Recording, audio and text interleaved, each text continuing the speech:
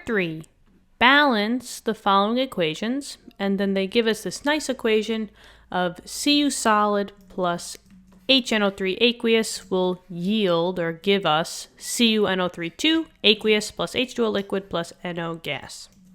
Okay, so the first thing I'm going to do is I'm just going to rewrite this to give myself a little bit more space to write my coefficients in the front. This is kind of a little bit, jammed up here. So I'm going to say Cu. When we're balancing, we could care less about, what states they are. Who cares? So I'm not going to even write that down. So we have just Cu plus HNO3 yields CuNO3 plus H2O and then plus NO. Okay, maybe I could center this a little bit because my brain can't work on one side. Okay, there we go. The second thing we want to do when we're, first learning how to balance equations, and a little nice, cheat sheet, but not really, is to make a two-tiered chart. And what you're going to do is you're going to put the reactants on one side and the products on the other side. And you're going to list out your elements. So just keep in mind that the reactants are the left side of your yield sign, and then the products are the right side of whatever you produced, your products, what you made. I like to just go from left to right, and I just like to list them as I go down. And I list the elements. I don't list the compounds. So on my reactant side, I have copper, hydrogen, nitrogen, and oxygen. Those are all of the elements on the left-hand side. And I'm just going to replicate this on my products because law of conservation of mass says that whatever you have on the reactant side has to equal whatever you have on the product side. So whatever elements are here have to stay here. Now let's put how many we have of each. So I'm just going to look on my reactant side first. I just see a Cu, so that means that I have 1 copper. I just see an H, so that's 1 hydrogen. I just see an N, that's 1 nitrogen. And now I have 3 oxygens. So that's a 3. Let's now go to the product side. And let's see, okay, so I have copper. There's only a 1 here, so 1. Hydrogen, they might be a little bit messed up, but we find it. There's only a hydrogen over here, and there's 2 of them. So there's 2. Nitrogen's in 2 different compounds. So let's see, I have a nitrogen here. I have 2 of them. And then I have a nitrogen here. There's only 1 of them.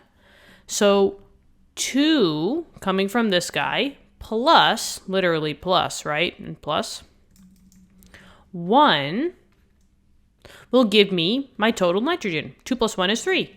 So in this case, I have 3 nitrogen starting off, and then oxygen, I have to do the same thing.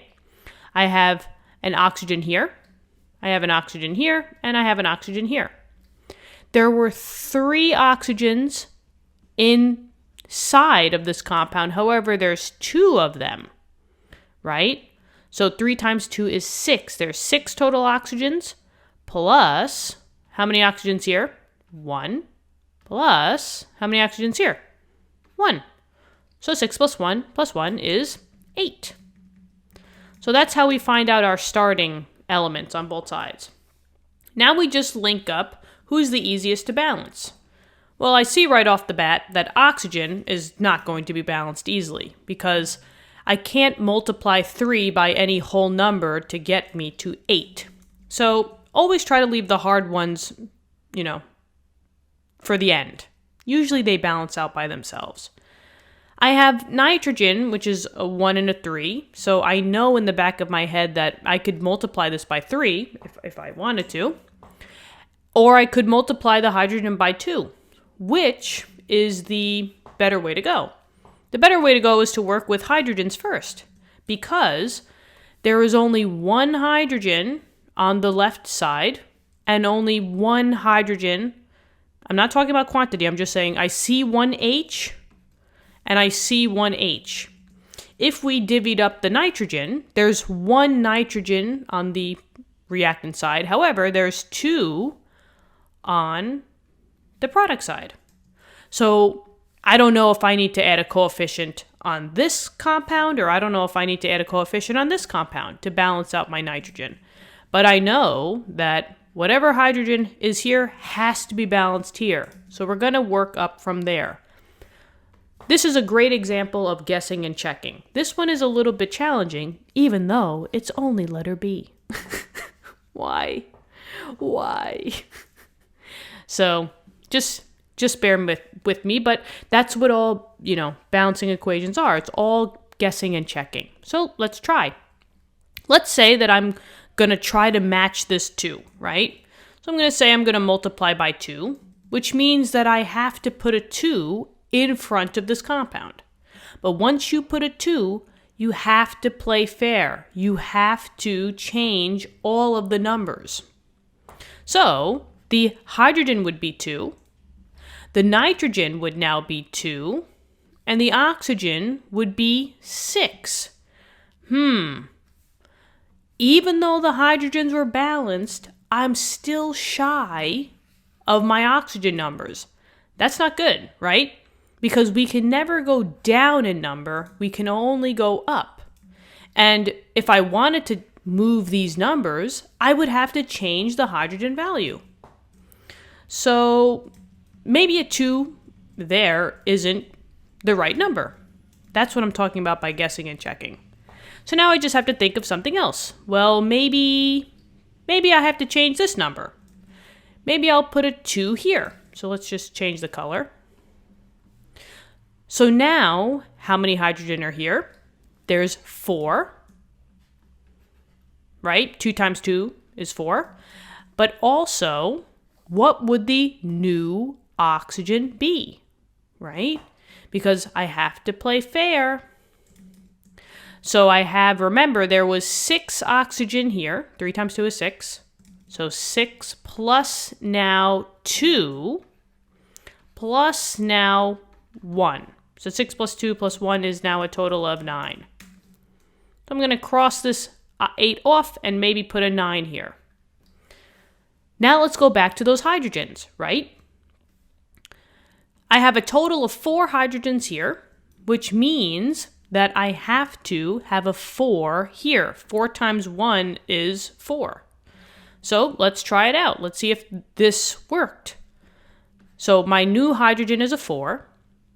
4 nitrogens now. And how many oxygens? 4 times 3 is 12. Okay. So it looks like we made the right move, right? The hydrogens are still here. The nitrogens, there was 4 and 3. Okay, so I still have a higher number here, so that's good. And the oxygens are okay. Now let's try to balance the nitrogen. Now, if we went this route, it looks like I need only 1 more, right? I need to, if I wanted to make that 4, all I would have to do is 3 plus 1, right? So let's see, how am I going to turn this side into a 3 plus 1? Keep in mind that there was 2 on this side and 1 on this side, right? So let's see, how am I going to get a 4 here? Maybe, let's see. Maybe if I keep this one the same, because remember, if I put a 2 here, there would be 4 nitrogens here already. And then I have to add 1, so that's 5. So if we go this route, I can't really put any number here. I have to put only the number here. And let's see, guessing check, maybe I put a 2 here. And it seems like it works out, right? There's 2 nitrogens here plus 2 nitrogens here. So that would give me the 4. Okay.